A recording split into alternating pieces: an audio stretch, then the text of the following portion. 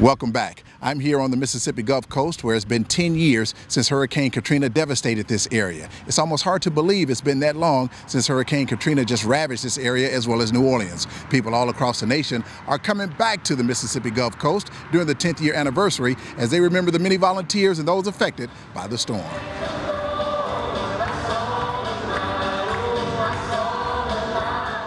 Ceremonies on the Mississippi Gulf Coast are being held all week long to give thanks to those who came to the aid of victims during one of the most deadliest hurricanes in U.S. history.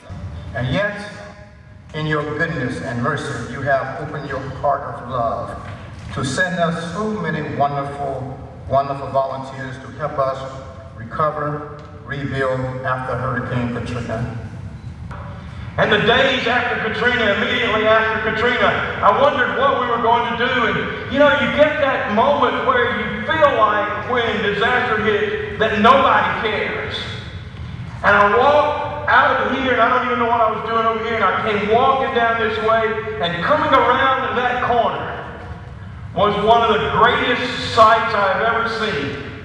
When Sheila Cummings walked around that corner with her husband Chris, and they hugged me, and they said, "We're here to love you." Thankfully, military, we were taken care of. We got 3 meals a day. They let us shower on base.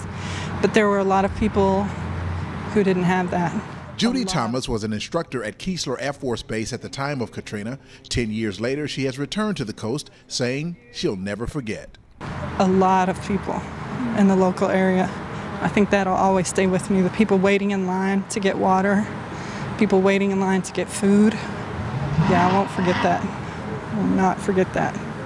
So it means a lot that people still remember what this area went through. Just gratitude that people still remember.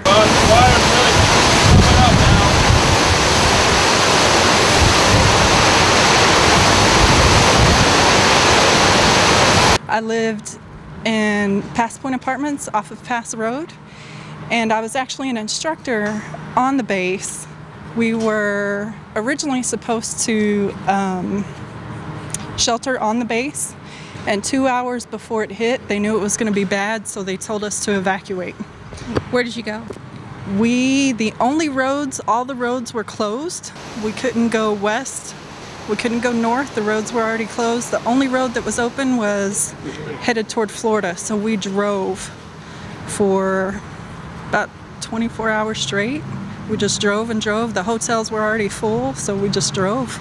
We ended up, I had a friend with me. She would drive and I would drive. We took turns. We ended up at Orlando, Florida. We found a hotel there. Believe it or not, my apartment, I have a very strong faith. My apartment at the time was on the 2nd floor and nothing was touched. I didn't even have a broken window. The apartments, both of the apartments below me were flooded. The apartments on both sides of me also flooded. We had chimneys. They had fireplaces in them for some reason. And the chimneys actually, because of all the rain and the wind, the chimneys fell in and the roofs fell in on both sides of me. So my apartment was not touched. So I evacuated for a month, and then the military called me back in. So to get back in, we still didn't have any gas stations. So I put the 5-gallon containers of gasoline, line those up on a little, I don't know what it's called, the thing that goes on the back of your 4Runner. I don't know what it's called. Like the little, you put an ice chest and stuff. So I had about 5 of those. Yeah, little trailer on the back of my 4Runner. I had 5 of those, 5 gallons worth of gas, and that's how I got back into the area. Events remembering those who lost their lives and those survivors will continue throughout the week. In Ocean Springs, Mississippi, I'm Rob J, JSU-TV.